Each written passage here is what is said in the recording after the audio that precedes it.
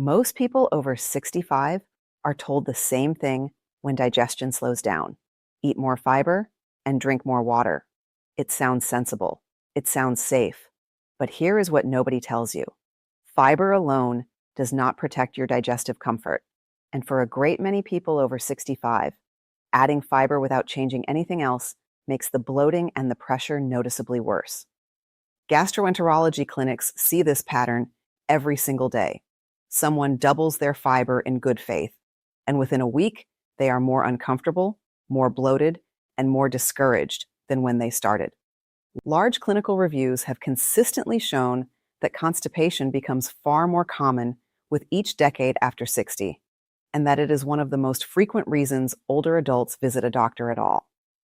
Today, I am giving you 5 gentle habits that genuinely help, counted down from 5 to 1. Along the way, you will get the one explanation about slowing digestion that almost no appointment has time to cover. The number 1 habit on this list is something almost nobody talks about, and it costs nothing. Stay with me until the end, because that one can change how you approach the next 10 years. Here is the honest problem with the system. A standard appointment runs about 12 minutes. In 12 minutes, a doctor has to review your medications, check your blood pressure, address the reason you came in, and write everything down. There is simply no room in that window to sit with you and explain how a 70-year-old digestive tract actually behaves differently from a 40-year-old one. So the advice gets compressed into the shortest safe sentence available: more fiber, more water. It is not wrong. It is just radically incomplete. I am not here to sell you a supplement or scare you into a course. This channel exists to give you the science a 12-minute appointment never has time to cover. There is no product at the end of this video. There is no discount code. There is only the mechanism and then the protocols. And this matters far more than comfort. When digestion turns unreliable, people stop eating properly, and appetite is the first thing to go. When appetite goes, protein goes with it, and protein is what holds muscle onto your frame. And when digestion is unpredictable, people quietly stop leaving the house. Before we go further, tell me in the comments how old you are and where you are watching from. I read those, and they shape what I cover next. So here is the one mechanism behind everything today. It is called motility. Motility is the slow, wave-like squeezing of the muscles that line your digestive tract, moving food steadily from one end to the other. After 65, those waves do not stop, but they weaken and they slow, and the nerve signals that coordinate them become less crisp. Think of your digestive tract as a canal system with a series of locks. In your 30s, every lock opens on time, and the water moves through briskly. After 65, the lock gates still work, but they open more slowly, and they do not close as tightly behind. Nothing is broken. The whole system is simply running at a gentler pace than the load being poured into it. And when you pour more material into a slower canal without helping the locks, you do not get faster movement. You get backup. Please do not skip this section. It is the key to everything that follows. If this is already making sense to you, tap the like button so more seniors can find it. Habit number 5 is warm liquid on an empty stomach, first thing in the morning. Not tea with breakfast, and not a cold glass of water from the refrigerator. Here is why temperature matters more than people expect. Your digestive tract responds to warmth with a reflex called the gastrocolic response, which is a signal that travels from your stomach down to your colon and tells it to start moving. Warmth on an empty stomach makes that signal louder and clearer. Go back to the canal system for a moment. A warm liquid on an empty stomach is the operator arriving at the control room and switching the lights on before the first barge shows up. The locks are awake and ready instead of being caught cold. Cold liquid does the opposite and asks the system to warm itself up first. Large observational studies have consistently found that morning fluid intake correlates with more regular bowel habits in older adults. This is one of the most reliably reproduced findings in the whole area. Here is the protocol: 10 to 12 ounces of warm water, which is 1 standard mug filled to the top, within 15 minutes of getting out of bed. Warm means comfortable on the lip, not hot, roughly the temperature of a bath. Drink it before coffee, before medication, and before any food at all. Do this every single morning for at least 14 days before you judge whether it works, because motility habits respond to repetition, not to single attempts. If plain warm water is unpleasant, add a squeeze of lemon, which is fine, but skip sugar entirely. The error most people make is drinking it alongside breakfast, which wastes the empty stomach window completely. Now the safe setup. Sit down at the table to drink it rather than standing at the counter, because rising quickly after a warm drink can cause a brief drop in blood pressure in some older adults. If you feel lightheaded, sit still and wait it out before standing. If you have been told to restrict your fluid intake for heart or kidney reasons, ask your doctor for your specific morning number before adding this. Sharp abdominal pain means stop, not push through. Pair this with sunlight. Take that mug to a window or a doorway and get 5 minutes of morning light while you drink it, because your digestive rhythm runs on the same daily clock as your sleep, and light is what sets that clock. The two together are much stronger than either alone. But warm liquid only wakes up a system that already has something to work with. It cannot fix what happens when the muscle wall itself has gone weak and slack. That is what habit number 4 addresses. Habit number 4 is a daily magnesium-rich food, eaten in a specific amount, at a specific time. Magnesium is a mineral your intestinal muscles need in order to contract and then relax properly. Without enough of it, the muscle wall of the canal grips and stays gripped instead of releasing into a smooth wave. Magnesium also draws a small amount of water into the bowel, which softens what is passing through. Picture a hinge that has gone dry and stiff. Magnesium is the light oil that lets the hinge swing all the way open and all the way closed again without catching.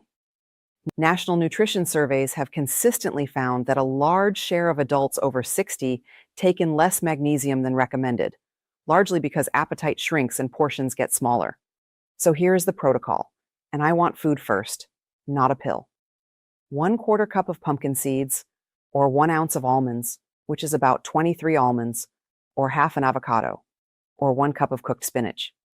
Any one of those 4, once daily, eaten with your evening meal rather than in the morning. Evening timing matters because the relaxing effect lands overnight, which is when your colon does its quietest work. Start with half that amount for the first 5 days, and then build up, because jumping straight to a full portion of seeds or nuts causes gas in a system that is not used to them. The error people make is buying a magnesium supplement first and skipping food entirely. Now the modification. If chewing nuts or seeds is difficult, use almond butter instead, 1 level tablespoon, or blend the spinach into a soup. If you take a diuretic, a heart medication, or a kidney medication, talk to your doctor before adding any magnesium supplement, because supplemental magnesium behaves very differently from food magnesium in those situations. Loose stool means you have gone too far, so cut the portion in half and hold there. Pair it with your evening protein, because magnesium supports the muscle contraction and protein maintains the muscle itself. Digestion is muscular work, and a weak muscle cannot move a heavy load. Still, oiling the hinge does nothing if the door is never actually asked to swing. Habit number 3 is about giving these muscles the signal to work at all, and it is the one people are most surprised by. Habit number 3 is a 10-minute walk after your largest meal of the day, not before it and not 2 hours later. Here is what walking does that nothing else does. The gentle rhythmic compression of your abdomen while you walk mechanically assists the wave motion of your intestines, and moderate movement after eating measurably speeds how quickly your stomach empties. Back to the canal. Walking is the tugboat nudging the barge forward while the lock gates are already open. The system was going to move eventually, but the tug turns a slow drift into steady progress. Sitting down in a soft chair right after a large meal does the reverse and lets everything settle in place. Controlled trials in older adults have repeatedly shown that short post-meal walks improve both gastric emptying and blood sugar response. This is one of the best supported small interventions in the entire field. Here is the protocol. 10 minutes, beginning within 30 minutes of finishing your largest meal, at a conversational pace where you could still speak in full sentences. Not brisk, not a workout. Indoors is completely fine, and hallway laps count. Do it after the same meal every day so the habit anchors, and most people find dinner easiest. Build from 5 minutes to 10 over your first 2 weeks if 10 feels long. The error people make is walking hard enough to feel effortful, which pulls blood away from digestion and defeats the whole purpose. Now, the safe setup. If balance is a concern, walk a route where you are always within arm's reach of a wall, a counter, or a stable railing. Do not walk outdoors on uneven ground in the dark after dinner. If you have been told you have low blood pressure after meals, wait 20 minutes before starting and keep a chair on your rote. Dizziness, chest pressure, or sharp pain means stop and sit, not push through. Pair this with your warm morning mug from Habit 5. One wakes the system at the start of the day, and the other keeps it moving after the heaviest load. Together, they bracket the whole day. And remember, the number one habit still ahead does not require you to add anything to your day at all. It only requires you to change when something already happens. But walking moves what is already in the canal. It does not change what you poured in.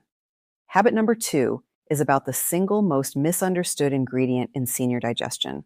Habit number 2 is soluble fiber, specifically, and separated from insoluble fiber. This is the correction to the advice that sent you looking for answers in the first place. There are 2 kinds of fiber, and they behave like opposites. Insoluble fiber is the rough kind, found in wheat bran and raw salad greens, and it adds bulk and scrapes. Soluble fiber dissolves into a soft gel and holds water. In a young, fast canal, bulk is helpful because there is plenty of force to push it. In a slower canal, after 65, adding bulk to a system that already cannot generate a strong wave is like dumping gravel into a slow-moving channel. Soluble fiber does the opposite. It turns the load soft and slippery, so a gentler wave can still move it. This is exactly why more fiber makes so many people over 65 feel worse. They added the wrong kind. Large clinical trials have consistently shown that soluble fiber improves stool consistency and comfort in older adults more reliably than bran-based insoluble fiber. So here's the protocol. 1 tablespoon of ground flaxseed, or half a cup of cooked oatmeal, or 1 small pear with the skin on, or half a cup of cooked carrots. Start with one of those once daily and hold there for 1 full week before adding a second. Ground, not whole, on the flaxseed, because whole flaxseed passes straight through untouched. And here is the part everyone gets wrong. Every single serving of soluble fiber needs 8 ounces of water with it, because soluble fiber works by holding water, and without water, it stiffens instead of softening. The error people make is going from 0 to 3 servings in one day, and then concluding fiber does not work for them. Now the modification. If chewing is difficult, oatmeal and cooked carrots need no chewing strength at all. If you take a thyroid medication or any medication with strict timing, keep fiber at least 2 hours away from that dose, and check with your doctor, because fiber can slow absorption. Increased bloating that lasts more than 3 days means back down to half the portion. Pair soluble fiber with your evening magnesium food. Magnesium relaxes the muscle wall, and soluble fiber softens the load, and a soft load moving through a relaxed canal is the entire goal. Which brings us to the one habit that outperforms every single thing I have just described, and it does not involve adding a food, a supplement, or a minute of exercise. Habit number 1 is a fixed daily toilet window, 20 minutes after breakfast, set every single day, whether you feel the urge or not. Here is why this outranks everything else. Your colon is not on a random schedule. It runs on a daily clock, and its strongest contractions of the entire 24-hour cycle happen in the first hour after waking and eating. That is the gastrocolic reflex again, and after 65, it does not disappear.